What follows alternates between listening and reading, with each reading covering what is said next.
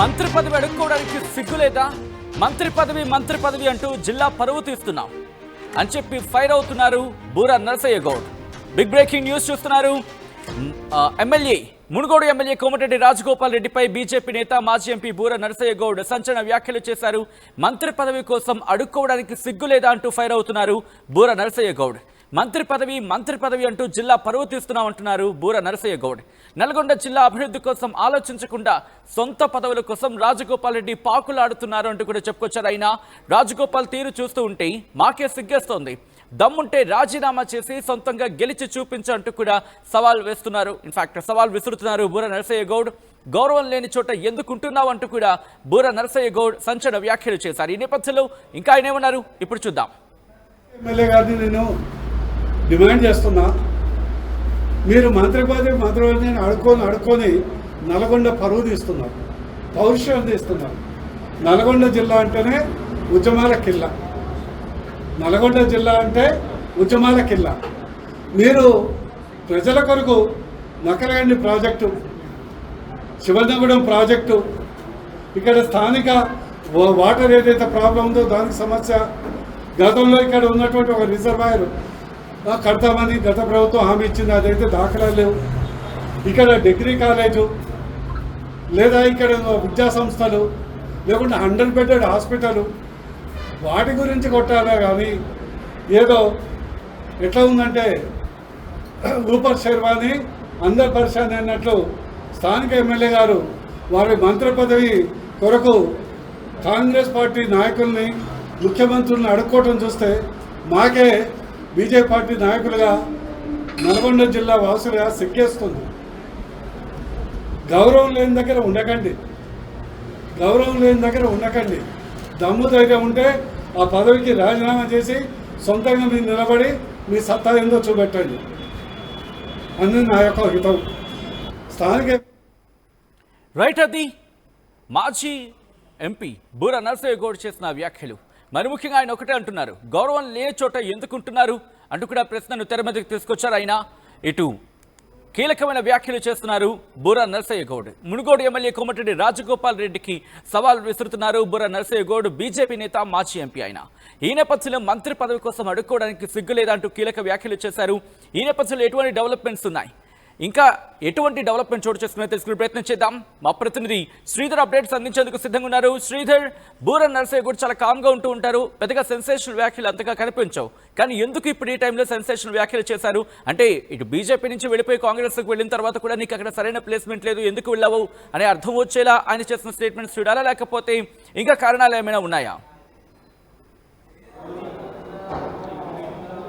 Yes Sachin, డెఫినెట్గా అటు బూరా నరసయ్య గౌడ్ మాజీ ఎంపీ చేసినటువంటి వ్యాఖ్యల వెనుక డెఫినెట్గా మీరన్నట్టుగానే అనవసరంగా బీజేపీని వదిలి అటు కాంగ్రెస్లోకి వెళ్ళి ఎందుకు ఇన్ని అవమానాలు పడుతున్నావు అంటూ కూడా బూరా వ్యాఖ్యల వెనుక అంతరార్థం ఉంది. ఆర్టీవీతో కూడా ఎక్స్క్లూజివ్గా మాట్లాడుతూ కూడా ఇదే విషయాన్ని చెప్పాడు. బీజేపీలో ఉన్నప్పుడు మంచి పొజిషన్లో ఉండేవాడివి, సీఎం కావాలన్న తన లక్ష్యం ఏదైతే ఉందో, రాజగోపాల్ రెడ్డికి సీఎం కావాలన్నటువంటి లక్ష్యం ఉండేది, అది బీజేపీలో ఉంటే కూడా నెరవేరేటువంటి అవకాశాలు కూడా లేకపోలేదు. ఎందుకు అసలు రాజగోపాల్ రెడ్డి అసలు జిల్లా యొక్క పరువు తీస్తున్నారు, పదే మంత్రి పదవి కావాలంటూ కూడా కేవలం మంత్రి పదవి కోసమే ఎందుకు ఆరాట పడుతున్నారు?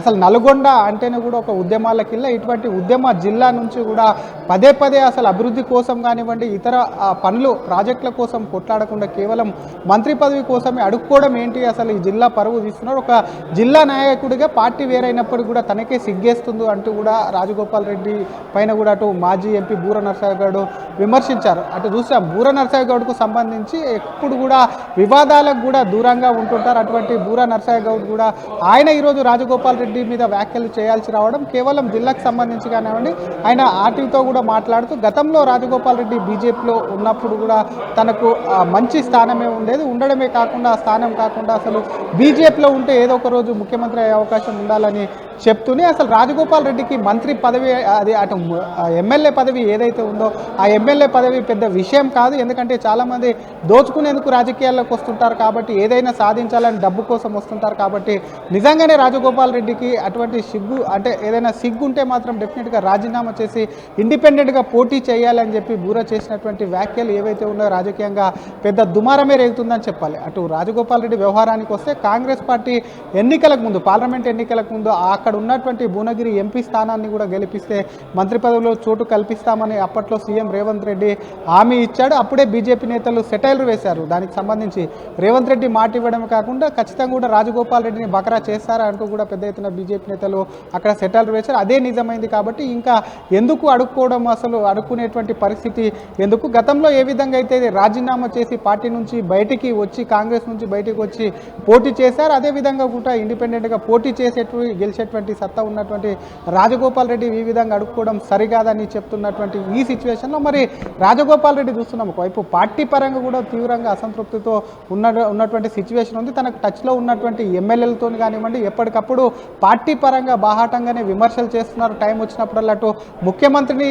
ఎక్కుపెట్టి కూడా మాట్లాడుతున్నటువంటి సిచ్యువేషన్ ఉంది. ఇదే విషయాన్ని గతంలో రాజగోపాల్ రెడ్డి ముఖ్యమంత్రి రేవంత్ రెడ్డిని తను వ్యక్తిగతంగా మాట్లాడినటువంటి మాటలు పుట్టాడా అంటూ కానివ్వండి, ఇంత ఉంటాడని ఆయనకు హైటుకు సంబంధించినటువంటి విషయాలు కానీ ఇతర విషయాలకు సంబంధించినటువంటి మాట్లాడినటువంటి రాజగోపాల్ రెడ్డి ఇప్పుడు ఎందుకు కూడా అడుక్కోవాల్సి వస్తుంది? ఒక్కసారి ఆలోచించి ఆయన రాజీనామా చేసి ఇండిపెండెంట్గా కూడా ఒకవైపు పోటీ చేయాలని బూరా సవాల్ విశారు. మరి బూరా చూసాం గతంలో అటు భువనగిరి ఎంపీగా పనిచేశారు. మొన్నటి ఎన్నికల్లో కూడా భువనగిరి అటు బీజేపీ నుంచి కూడా అటు ఎంపీ అభ్యర్థి కూడా బరిలోకి దిగారు. అటు కాంగ్రెస్ అభ్యర్థి చామల కిరణ్ కుమార్ రెడ్డి చేతిలో కూడా అటు ఘోర పరాజయం కూడా బూరా చవిచూస్తున్నటువంటి సిచ్యువేషన్ ఉంది. ముఖ్యమంత్రి హామీ ఇచ్చిన సీటు కాబట్టి ముఖ్యమంత్రి ఆ సీటు గెలిపిస్తే, అంటే బూర నిలబడ్డంటే సీటు గెలిపిస్తేనే మంత్రి పదవి ఇస్తున్నారు కాబట్టి కొంత బూర గతంలో రాజగోపాల్ రెడ్డితో కలిసి పార్టీలో పనిచేసినటువంటి అనుభవం కానివ్వండి, పదే పదే కాంగ్రెస్ నేతల్ని కానివ్వండి, ముఖ్యమంత్రిని కానివ్వండి వేడుకోవడం ఏదైతే ఉందో ఒక జిల్లా వాసిగా భరించలేక మళ్ళీ ఇంకొక వైపు కూడా రాజగోపాల్ రెడ్డి యొక్క వ్యవహార తీరు పైన కూడా ఒకవైపు మరొక వైపు కూడా బూరా అయితే అయ్యారు. మరి బూర వ్యాఖ్యలను ఎలా చూడాలి అంటే ఇప్పుడు కాంగ్రెస్ లో ఆయన ఇన్ఫాక్ట్ కాంగ్రెస్ మీద ఆయన మళ్ళీ ఒక రకంగా చెప్పాలంటే ముఖ్యమంత్రి మీదే ఇటు కాస్త వ్యతిరేక గళం వినిపిస్తున్న పక్షంలో ఇప్పుడు భారతీయ జనతా పార్టీలోకి పిలుస్తున్నట్టుగా భావించాలా, లేకపోతే ఇటు భారతీయ జనతా పార్టీకి ఒకవేళ మీరు ఆప్షన్ చూడాలనుకున్నా ఆశలు లేవు అన్నట్టు అర్థం వచ్చేలా ఆయన చేసిన వ్యాఖ్యలను చూడాలా? ఎలా చూడాలి బూరా వ్యాఖ్యలని?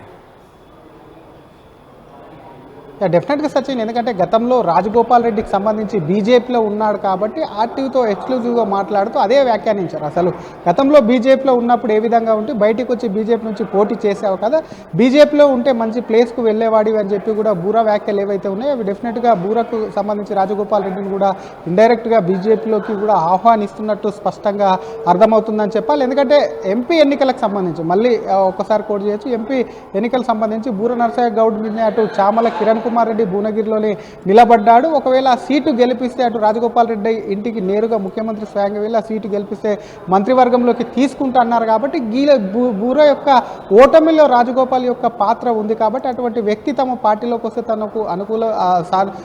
తనకు సంబంధించి కూడా మరింత బలం పెరిగేటువంటి అవకాశం ఉంటుంది కాబట్టి నిజంగానే ఒకవైపు పార్టీకి సంబంధించినటువంటి సొంత ప్రయోజనాలు లక్ష్యంగా చేసుకొని మాట్లాడవచ్చు, ఇంకొక వైపు ఒక జిల్లా వాసిగా కూడా చూడలేక, ఎందుకంటే ఆ మునుగోడు నియోజకవర్గం అనేది కూడా భువనగిరి కింద వస్తుంది కాబట్టి దానికి సంబంధించి కూడా ఆలోచించి అటువంటిది ఒక జిల్లా అంటే ఉద్యమాల కిళ్ళకు సంబంధించిన జిల్లా నుంచి అంటే అడుక్కోలేక అది చూడలేక కూడా బూరా నరసయ్య గౌడ్ వ్యాఖ్యలు చేశారని కూడా అనుకోవచ్చు సచిన్.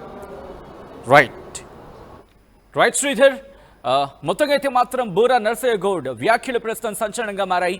ఈ నేపథ్యంలో అసలు ఇంతకీ బూరా నరసయ్య గౌడ్ చేసిన వ్యాఖ్యలు ఎందుకు అంత ప్రాధాన్యత సంతరించుకున్నాయి? మునుగోడు ఎమ్మెల్యే కోమటిరెడ్డి రాజగోపాల్ రెడ్డి చేసిన ఆ సెన్సేషనల్ వ్యాఖ్యలేంటి ముందు చూద్దాం. ఆ తర్వాత దీనికి కౌంటర్గా బూరా నరసయ్య గౌడ్, బీజేపీ నేత మాజీ ఎంపీ బూరా నరసయ్య గౌడ్ చేసిన వ్యాఖ్యలను చూద్దాం. మీరు ఇస్తారని హామీ ఇచ్చిండ్రు, ఇస్తారా ఇవ్వరా అది మీ ఇష్టం. అవకాశం వస్తే ఎప్పుడన్నా నేను కూడా సీనియర్ని కాబట్టి తెలంగాణ ఉద్యమంలో ఉన్నా కాబట్టి నాకంటే జూనియర్లకు నిన్న మంది వచ్చిన ఇతర పార్టీ వాళ్ళందరికి ఇచ్చారు కాబట్టి మీరు ఇచ్చిన మాట నిలబెట్టుకుంటే, మీరు ఎంపీ గెలిపామంటే గెలిపించినాం, పార్టీలకు రమ్మంటే మిమ్మల్ని నమ్ముకొని వచ్చినాం. ఇస్తారా ఇయ్యరా అది మీ ఇష్టం, కానీ నేను మాత్రం పదవుల కోసం ఎవరింటికి పోయి కాలు మొక్కి మనసు చంపుకొని దిగజారడం మాత్రం జరగదు. పని బతుకున్నాగా ప్రజలున్నారు నా ఎమ్మడి. నాకు కావాల్సింది ప్రజలు, వాళ్ళ బాగోగులు, ఈ నియోజకవర్గ అభివృద్ధి. ఒకవేళ నాకు ఏదైనా మంచి జరిగితే వాళ్ళకి మంచి జరుగుతుంది, లేదంటే వాళ్ళ మధ్యనే ఉంటా, వాళ్ళ కోసం పనిచేస్తా, వాళ్ళ కష్టసుఖాల్లో పాలు పంచుకుంటా, వాళ్ళ కోసం ఎంత దూరం అన్న పోతా, ఎంత పోరాటం అని చేస్తా, అవసరమైతే మళ్ళీ త్యాగం చేసి పోయినసారి ప్రభుత్వాన్ని మీ కాళ్ళ తీసుకురాలే, తీసుకొచ్చి కదా ఈ రాజీనామా చేస్తే మొత్తం టీఆర్ఎస్ ప్రభుత్వం 100 మంది ఎమ్మెల్యేలు మునుగోడు ప్రజల కాళ్ళకాడికి రాలేదా? అవసరమైతే అంత దూరం కూడా పోతాం. నేనైతే భయపడా, మీ అందరికి మాటిస్తున్నాం. మళ్ళా కోమటిరెడ్డి రాజగోపాల్ రెడ్డి మంత్రి పదవి అడగడం పట్ల మీరు కొన్ని వ్యాఖ్యలు చేశారో దుమారం రేగుతున్నాయి. ఎందుకు ఆ వ్యాఖ్యలు చేయాల్సి వచ్చింది? ఏం చేశారు సార్ అసలు? నిజంగా చెప్పాలంటే రాజకీయాల్లో ఒక ఎమ్మెల్యేగా ఏం మాట్లాడాలి? మునుగోడు గోడు గురించి మాట్లాడాలి, శివనగరం ప్రాజెక్టు గురించి మాట్లాడాలి, మునుగోడు నియోజకవర్గంలో డిగ్రీ కాలేజ్ గురించి మాట్లాడాలి, మునుగోడు నియోజకవర్గంలో రహదారుల గురించి మాట్లాడాలి, చౌటుప్పల్ మున్సిపాలిటీలో ఉన్న సమస్యల గురించి మాట్లాడాలి, లేదా అక్కడ నీటి వసతి సమస్య కటకట ఉంది మాట్లాడాలి, అక్కడ ఉన్నటువంటి ప్రజలకు కావాల్సిన నాకు ఇంజనీరింగ్ కాలేజ్ కావాలి, మెడికల్ కాలేజ్ కావాలని మాట్లాడాలి.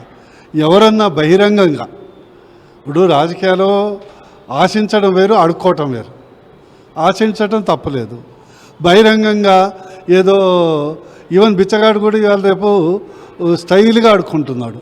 ఇప్పుడు మాదకాలం తల్లి ముద్దయ్య అన్నట్లు నాకు మంత్రి పదవి ఇవ్వండి, నాకు మంత్రి పదవి ఇవ్వండి అని అడుక్కుంటుంటే మొత్తం రాజకీయ వ్యవస్థకు ముఖ్యంగా మాది నల్గొండ జిల్లా, ఆయన కూడా నల్గొండ జిల్లా వాసి, అది ఉద్యమాల కిల్లా, ఓ పౌరుషం గల జిల్లా. అప్పుడు నిజాంతోనే కొట్లాడినాం, రజాకారులతో కొట్లాడినాం. మంత్రి పదవి కొరకు రోజు అడుక్కున్నట్లు అడుక్కుంటే చూడటానికి చాలా అసహ్యంగా, చాలా బాధాకరంగా, చాలా నీచంగా కనిపిస్తుంది. అందుకొరకు ఓ మిత్రుడిగా సలహా ఇవ్వటం జరిగింది. ప్రత్యేకంగా ఎమ్మెల్యేలతో సమావేశం పెట్టిండు, మళ్ళీ పార్టీ మారుతాడేమనుకుంత పార్టీలో చర్చ జరుగుతుంది, దానికి ఏమైనా చెప్తారా? నేను ఏం చెప్పానంటే బీజేపీలో మంచి హోదా ఉండే, నేను సీఎంఐ అవుతానని కూడా ఆయన చెప్పిండు. బీజేపీలో ఏదైనా అయ్యుతుండే, ఉన్నది వదిలిపెట్టుకొని ఏదో ఎమ్మెల్యే గెలవటానికి పోయేసి అక్కడ విలువ లేకుండా అడుక్కోవటం ఒక రాజగోపాల్ రెడ్డి స్థాయి ఉన్న నాయకుడికి అది అవహేళన చేసినట్టే కదా. మొన్నటిదాకా రేవంత్ రెడ్డిని పట్టుకొని పొట్టోడా నువ్వెంత, నీ బతికెంత అని ఈరోజు పొట్టు అయినాక మరి స్టూలేసి అడుక్కోవటం అనేది చాలా బాధాకరం కదా. నల్గొండ జిల్లావాసిగా, ఓ సహచర రాజకీయ నాయకుడిగా, అందుకొరకు మా మంచి మిత్రుడిగా అవసరం ఉంటే ఏమడుకుంటావు రాజగోపాల్ రెడ్డి గారు? అడుక్కొని మీకు లేకున్నా కూడా మా ఇజ్జత్ పోతున్నది. కావాలంటే రాజీనామా నీకెంత లెక్కనాది, నీ స్థాయికి ఆ ఎమ్మెల్యే పదవి పెద్ద లెక్కన రాజీనామా పడేసాయి, మళ్ళీ ఇండిపెండెంట్గా పోటీ చేసి సత్తా నిరూపించుకో. ఎందుకు అక్కడ విలువ లేని దగ్గర ఎందుకుంటావు? అది నా సలహా. ఒకవేళ ఫోన్ చేసి చెప్తారా? మీ మిత్రుడు అడిగితే గిట్ట ఫోన్ చేస్తే ఖచ్చితంగా చెప్తాను. నన్ను అడిగితే ఈ అడుక్కునే రాజకీయాలు ఎందుకు, ఏమైనా రాజకీయాలు మనం సంపాదించేదా, ఉన్నది పెట్టుడే కదా. అడుక్కుంటోళ్ళే కావాలి, ఇజ్జత్ తీసుకుంటున్నాడు, అందరు బయట నవ్వుకుంటున్నారు. ఆ పార్టీలు అయితే అసలు ఎవరు కేరే చేయట్లేదు. ముఖ్యమంత్రి అయితే దాదాపు సంవత్సరం నుంచి అపాయింట్మెంటే ఇవ్వట్లేదని ఆయనే కొద్ది చెప్పిండు. ఇక అట్లాంటి రాజకీయ జీవితం అవసరమా చెప్పండి?